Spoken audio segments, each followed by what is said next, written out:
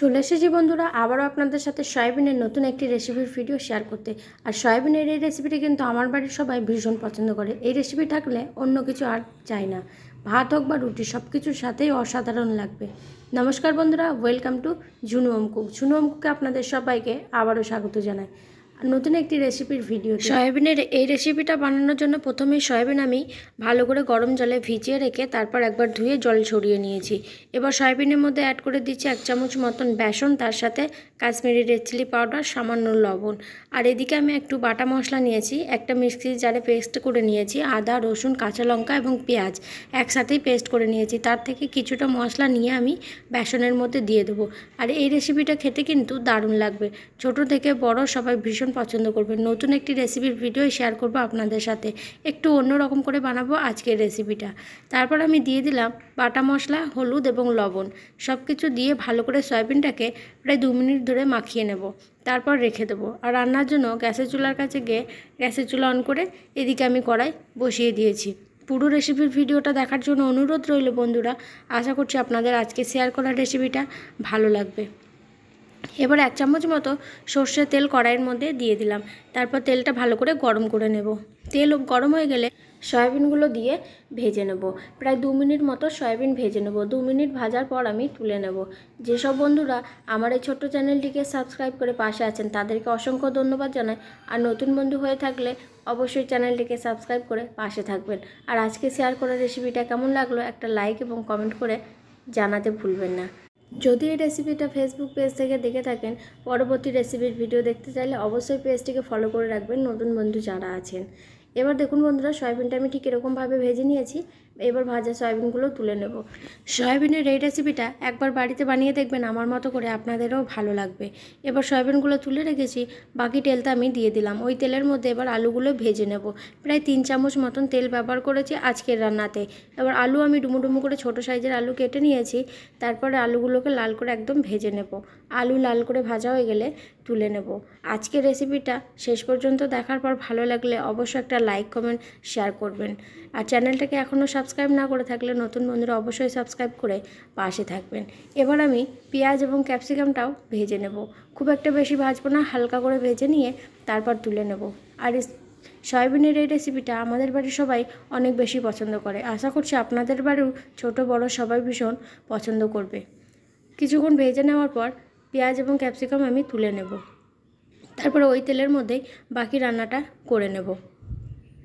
এদিকে আমি কিছুটা ভিডিও স্কিপ হয়ে গেছে। প্রথমে তেলের মধ্যে গোটা জিরে, 1 টুকরো দারচিনি দিয়ে ফোড়ন ভেজে নিয়েছিলাম। আর টমেটোটা দিয়ে তারপর একটু ভেজে নেওয়ার পর বাটা মশলাটা দিয়ে নিয়েছিলাম, যেটা আমি মিক্সির জারে পেস্ট করে রেখেছিলাম। আদা, রসুন, কাঁচা লঙ্কা এবং পেঁয়াজ বাটা। তার মধ্যে দিয়ে দিয়েছি জিরের গুঁড়ো, লঙ্কার গুঁড়ো আর হলুদ। এবার মশলাটা ভালো করে কষিয়ে নিচ্ছি। ভেজে রাখা আলুগুলো আমি দিয়ে দিলাম। ভেজে রাখা আলুগুলো একটু টাইম লাগবে সিদ্ধ হতে, তাই সামান্য পরিমাণে জল দিয়ে আলু ভালোভাবে সিদ্ধ করে নেব। হাফ সিদ্ধ হয়ে গেলে তারপর সেই সময় সয়াবিনটা দিয়ে দেব। এবার জল দিয়ে আলুটাকে ভালো করে কষিয়ে নেব। একটা ঢাকনা চাপা দিয়ে লো টু মিডিয়াম ফ্লেমে কিছুক্ষণ রেখে দেব। কিছুক্ষণ পর আবার ঢাকনাটা আমি খুলে নিচ্ছি।